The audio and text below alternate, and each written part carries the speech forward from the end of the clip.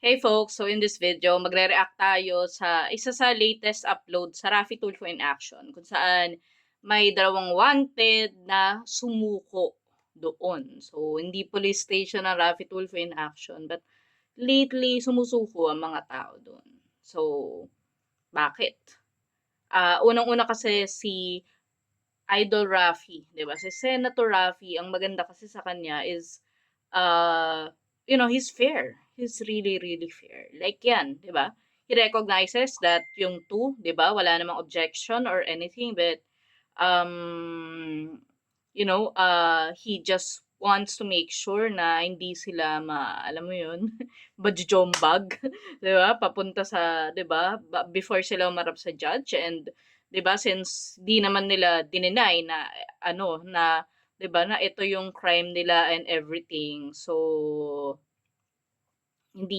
wala naman sinabi si Idol Rafi na 'di ba, tutulungan ko kayong magpiyansa ganyan, wala, eh. Kasi, especially when nalaman nga na the case is about drugs na parang ang nangyari yung pinakaisa na wanted na pinsan nila, yun at large pa talaga, siya talaga yung namaril and stuff. Oh my God, am I allowed to see this on TikTok, namaril? Anyways, yeah, na na ano talaga, about territory, ganyan, sinasabi talaga ni Ado na parang, naku, 'di ba alam naman natin ayaw ni Senator Raffy sa mga pinagbabawal na ganyan. Yeah, then yun nga, napansin din niya na yung sa kapulisan nga na isa lang yung naka-body cam. And alam mo naman natin na body cams is not just for the protection of the suspect but also the police. 'Di ba? So, yeah, maganda din nga na yun nabanggit nga niya sa budget hearing, nag-budget hearing sila. Ewan ko kung tapos na, hindi ako updated ngayon sa Senate hearings, eh, busy tayo. So, at least 'di ba may madadagdag if ever na concern, 'di ba? Ano ba, kulang ba yung budget para sa body cam kasi nga based sa 'di ba, parang hindi hindi siya enough, 'di ba? Based sa nakikita natin, 'di ba, na I think, yung isa pang may sumuko before, 'di ba, may concern din ata na ganyan sa body cam, like napansin din. So, ano pa ba? Yeah. Yun na nga,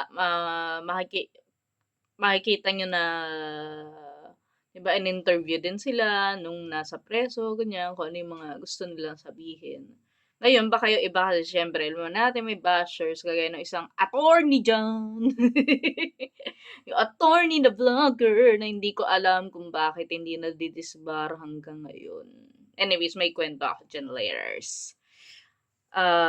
Baka sabihin nila parang, bakit nga, 'di ba, tinatanggap ni Senator Raffy Tulfo yung ganyan. Well, basically bukas naman kasi talaga si Senator Raffy Tulfo sa lahat. I mean yung Raffy Tulfo in action. As long as na-assess ganyan na nung researchers, siyempre hindi lang naman siya mag-isa diyan, 'di ba, na 'di ba, ito dapat 'tong i-accommodate, ganyan. And yun nga, 'di ba, gaya na nabanggit ko, marami tayong natututunan din sa show niya. Pero kung negative ka mag-isip, malamang 'di ba, ang makikita mo puna ng mga non-existent na nakakaloka lang. So yan, speak of batas natin, kasi may nakausap akong attorney, ito bago pa 'to, bata-bata pa lang. Wala naman siyang chika about batas natin, pero napansin ko lang when I was asking him questions, about the law, ganyan, he's really evasive. And sabi niya gano'n daw talaga kasi nga baka, parang sabi niya baka ma-advice-an daw ako na mali and baka malaman ng IBP ganyan. So, yun nga, eh, parang bakit itong si batas natin advice na alam mo yun, ginagamit pa yung law para mag-comment ng mali sa mga kaso tapos hindi na-disbar, 'di ba? Which is gano'n pala naman dapat talaga yung gano'n kahigpit ang IBP. So, bakit? Sana may mag-report sa kanya, wala nasingit ko lang. Ayan, since I'm sure 'di ba if wala pa 'di ba may gagawin na naman yan kundi titirahin yung budget hearing ni Senator Tulfo yung 'di ba, malamang ito nga yung trend na sumusuko yung mga tao sa Raffy Tulfo na action. Which also goes to show na, yun nga, medyo 'di ba, kahit na kahit nakagawa ng krimen mga takot talaga sa kapulisan, in a bad way. Kasi parang, alam mo yun, parang takot sila na yung rights sila matatapakan. Kasi tandaan natin akusado 'yan, 'di ba? May rights pa rin 'yan, 'di ba? Kaya nga accused or kung ano pa nga lang, anong tawag dito, respondent, 'di ba? Yun. So, yun lang. Ayan, kung may mga gusto kayong i-discuss ako, i-comment nyo lang down below and we'll try to make videos at least twice, thrice a week, or at least twice. Siyempre, salamat sa suporta sa aking page, channel, TikTok. Saan nyo napanood ito.